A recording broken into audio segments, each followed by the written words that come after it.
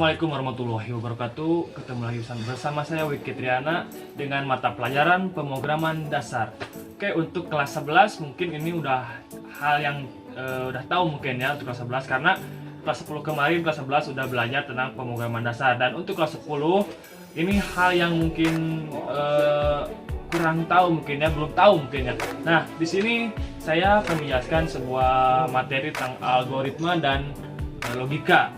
Nah, untuk kelas 10 ini materi awal. Namun untuk kelas 11 ini pembahasan mengulang dari kelas 10 agar untuk mengingat kembali bahwa pelajaran pemrograman dasar itu harus diulang-ulang ya, harus bisa. Jadi di sini saya memberikan sebuah materi langsung kelas 10 sama kelas 11 karena sama gitu ya. Dan silakan kalian tonton. Di sini saya akan menjelaskan algoritma.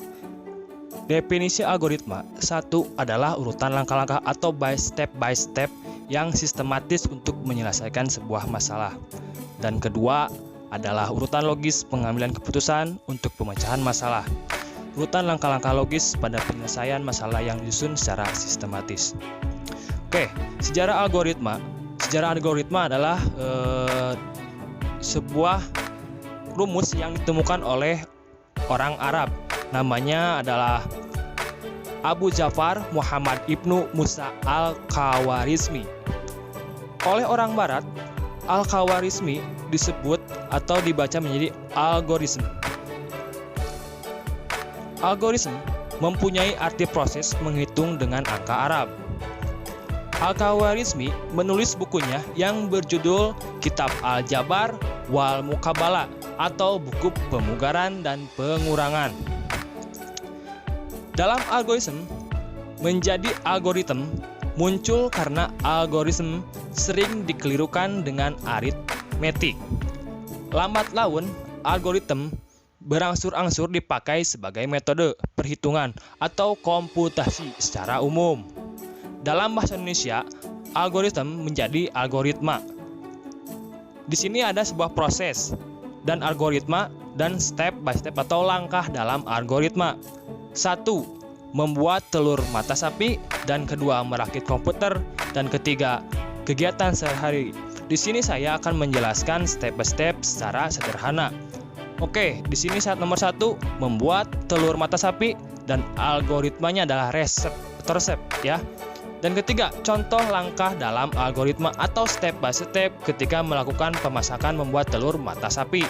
Yang pertama, masukkan minyak ke dalam wajan, panaskan ya. Dan kedua, masukkan telur ke dalam wajan. Dan ketiga, tunggu sampai matang, maka jadilah sebuah telur mata sapi. Dan kedua, merakit komputer. Algoritmanya adalah panduan. Di sini, langkah dalam algoritma, sambungkan kabel SATA dari hard disk ke motherboard. Ini hanya langkah atau step by step sederhana merakit komputer. Dan ketiga, ada kegiatan sehari-hari. Contohnya kalian akan berangkat ke sekolah atau pergi kerja dan sebagainya. Algoritmanya adalah jadwal. Yang pertama, pukul 6 kalian pasti akan mandi pagi. Dan kedua, pukul 7 berangkat. Atau misalkan kalian pukul 6 mandi pagi dan 6.30 kalian makan atau sarapan pagi. Dan ketiga, jam 7 kalian berangkat ke sekolah atau berangkat kerja. Oke, di sini saya punya kasus. Ya. Kasus nomor 1, di sini ada dua buah ember. Yang pertama, ember A berisi air warna merah dan ember B berisi air warna biru. Nah, bagaimana algoritma untuk menukarkan dari ember A ke ember B? Oke. Ada yang tahu? Oke. Benar. Di sini kita akan menambahkan sebuah ember. Jadi embernya ada 3. Oke, ke 1. Tambahkan satu ember menjadi ember C. Dan menjadi ada 3 buah ember hasilnya ya. Di sini ada langkah-langkah dan menjadi hasil. Ketika kalian akan menukarkan sebuah dari air berwarna dari ember A ke ember B, dan butuh 1 ember lagi menjadi 3 ember. Dan 3 ember ini yang ketiganya adalah ember C. Langkah-langkahnya, tambah 1 ember dan hasilnya ada 3 buah ember. Dan kedua, tuangkan air berwarna merah dari ember A ke ember C. Dan ember A kosong, sedangkan ember C berisi air berwarna merah. Tuangkan air berwarna biru dari ember B ke ember A. Dan hasilnya, ember A berisi air berwarna biru, ember B menjadi kosong. Tuangkan air berwarna merah dari ember C ke ember B. Dan hasilnya, ember B berisi air berwarna biru, ember C menjadi kosong. Nah, itulah step by step atau langkah untuk cara menukarkan dari ember A ke ember B. Nah, inilah algoritma dari kasus 1. Dan di sini ada kasus 2. Bagaimana algoritma untuk menghitung luas segitiga? Oke. Hitung alas segitiga, hitung tinggi segitiga kalikan alas dan tinggi dan 0,5. Oke, gitu ya. Lanjut. Di sini algoritma adalah pertama masalah, dan selanjutnya adalah algoritma, dan terakhir solusi. Kalian mempunyai masalah, dibuatlah sebuah algoritma dan menjadi sebuah solusi. Di sini ada input, algoritma, dan output. Contohnya, kalian mempunyai masalah. Masalah kalian dibuatlah sebuah algoritma dan carilah solusinya. Oke.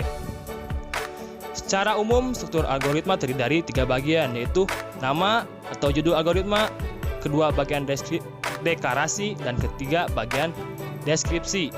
Berikut ini gambaran struktur sebuah algoritma.